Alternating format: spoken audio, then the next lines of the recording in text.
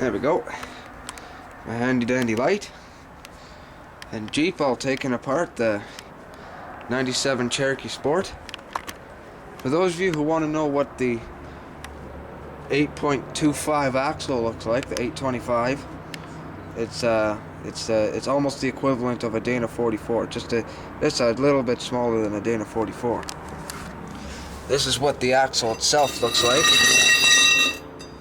That's the right side. That's how thick it is.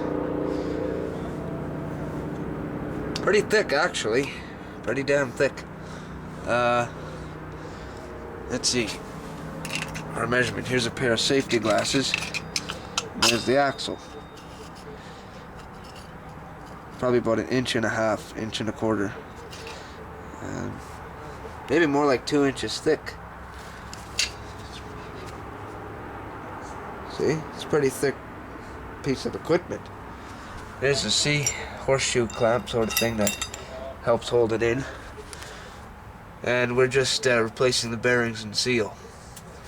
There's what the new one looks like. It's a one-piece unit. There's a seal on the inside. I think this is the inside anyway. Goes in like this. And then there's a seal on the outside. And of course the bearing in there, all lubed up already.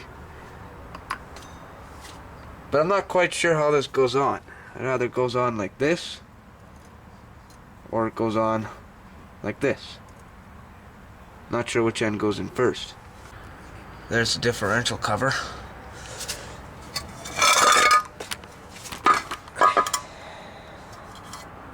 Oh man, it's got lots of crap in it.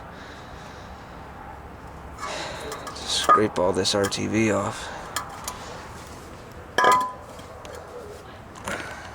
Those of you who don't know what the inside of a differential looks like, it's nighttime. Let's see if I can get a good shot.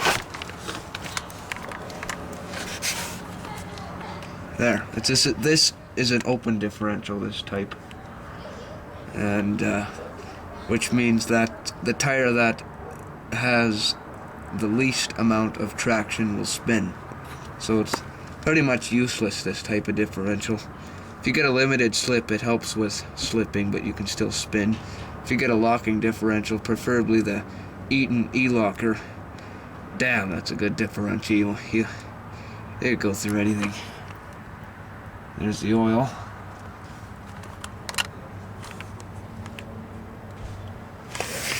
Yep. Those bunch of gears there's 4 of them. That's called the spider gears. And this here is called the ring gear, this big huge one.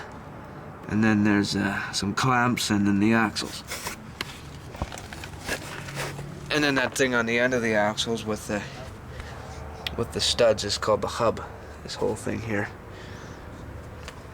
And these studs, if you want to turn this vehicle into a dually, you just pound out these studs here and put longer ones in. And put dual wheels on here. Wouldn't that be a change, hey? Yep.